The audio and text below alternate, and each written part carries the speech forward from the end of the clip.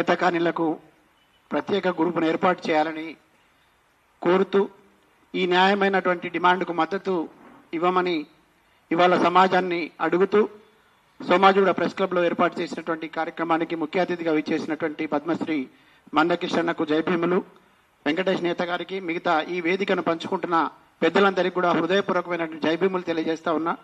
మిత్రులారా, ఇవాళ మాదిగ రిజర్వేషన్ పోరాట సమితికి సంబంధించి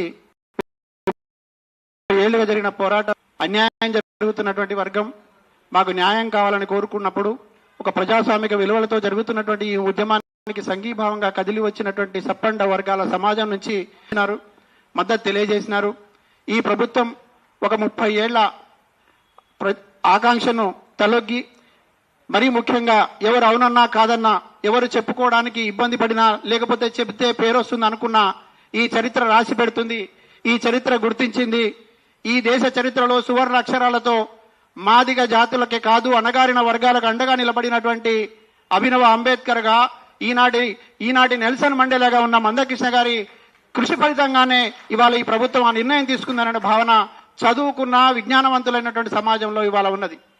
మిత్రులారా, ఈ రోజు జరుగుతున్నటువంటి ఈ సభ కూడా న్యాయమైన కోరికను వెలుబుచ్చుతా ఉన్నది, న్యాయమైన డిమాండ్తో ఇక్కడ కూర్చొని ఉన్నది.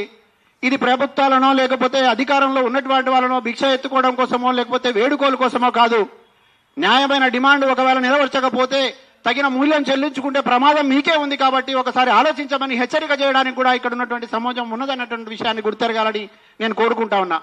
నిన్న మొన్న జరిగిన పరిణామాలు చూస్తూ ఉంటే, కొంతమంది మాట్లాడుతూ ఉంటే ఇంకా బాధ కలుగుతా ఉన్నది.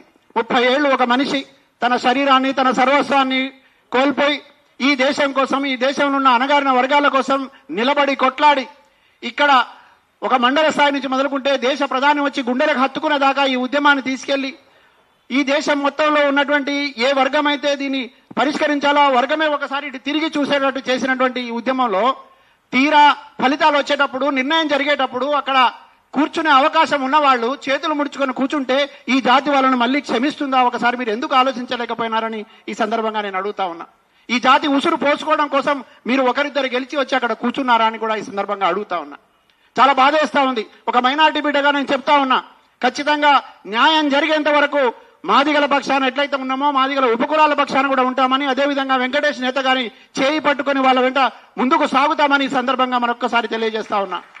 నేతకారులు మహర్లు పడుతున్నటువంటి ఇబ్బందిని మందకృష్ణ ఖచ్చితంగా మీ వెంట ఉన్నాడు కాబట్టి మీరు ధైర్యంగా ఉండండి. కానీ ఈ సందర్భంగా ఒక్క మాట చెప్పదలుచుకుంటా ఉన్నా, ఐక్యతను విడనాడవద్దు, చెప్పుడు మాటలు వినవద్దు, అపోహలకు తలొగ్గవద్దు, అనుమానాల వైపు వెళ్ళవద్దు.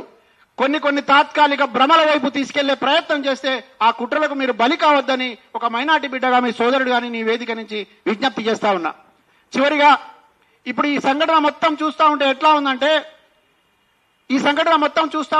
ఉందంటే వన్ సైడ్ లవ్ లాగా కనపడతా ఉన్నది.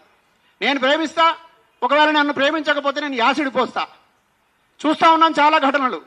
ఇది విచక్షణ లేని వాళ్ళు, సైకో మనస్తత్వం ఉన్నవాళ్ళు, తర్వాత జ్ఞానవంతులనే ముసుగులో ఉండి అన్యాయం వైపు నిలబడే వాళ్ళు చేసేటటువంటి పిచ్చి చేష్టలు ఇవి. లెక్కలు కనపడతా ఉన్నాయి, జనాభా కనపడతా ఉంది. ఆ జనాభా వేసిన ఓట్లతో గద్దెనెక్కి మీరు కూర్చొని ఉన్నారు. కానీ లెక్కలు తేల్చేటప్పుడు, వాటాలు పంచేటప్పుడు కనీస స్పృహను మార్చినారు. ఇది వన్ సైడ్ లవ్ లాగా కనపడట్లేదా మీకు? ఒక పిల్లోడు ఇప్పుడు మందకృష్ణతో కలిసి వస్తూ ఉంటే అమీర్పేట దగ్గర ఆపి మమ్మల్ని ఒక ప్రశ్న అడిగినాడు. అన్న 11% రాదా? 11% రాకముందే కొంతమంది ఇది సరైన నిర్ణయం అని చెప్తున్నారు, అందరు చదువుకున్న వాళ్ళు మాట్లాడుతున్నారు, మాకు ఆందోళనగా ఉంది, మా పరిస్థితి ఏంటన్నా, మా భవిష్యత్తు ఏంటన్నా అడుగుతున్నా ఉన్నాడు. ఒక చిన్న విద్యార్థికి ఉన్న సోయి మరి ఇలా చాలా మంది జ్ఞానవంతులు అని చెప్పుకున్న వాళ్ళకి ఎందుకు లేదు అని ఈ సందర్భంగా నేను అడుగుతున్నా. నేను ఇప్పుడు మళ్ళీ చెప్తా ఉన్నా, న్యాయమైన పోరాటం, ధర్మమైన పోరాటం, ప్రజాస్వామిక విలువలతో కూడినటువంటి పోరాటం. ఈ పోరాటానికి తప్పకుండా తుది దశ వచ్చేంత వరకు, విజయం సాధించే వరకు కూడా సంఘీభావంగా నిలబడతామని, మనందరి ఐక్యతే ఖచ్చితంగా విజయం వైపు నడిపిస్తుందని, మీరందరూ ఐక్యంగా ఉండాలని మనస్ఫూర్తిగా కోరుకుంటే అవకాశం ఇచ్చిన మీ అందరికీ హృదయపూర్వకమైన కృతజ్ఞతలు తెలియజేస్తా ఉన్నా. Thank you. నేతకాని మహర్ సంఘం విద్యార్థి సంఘం రాష్ట్ర అధ్యక్షులు సాయిని ప్రసాద్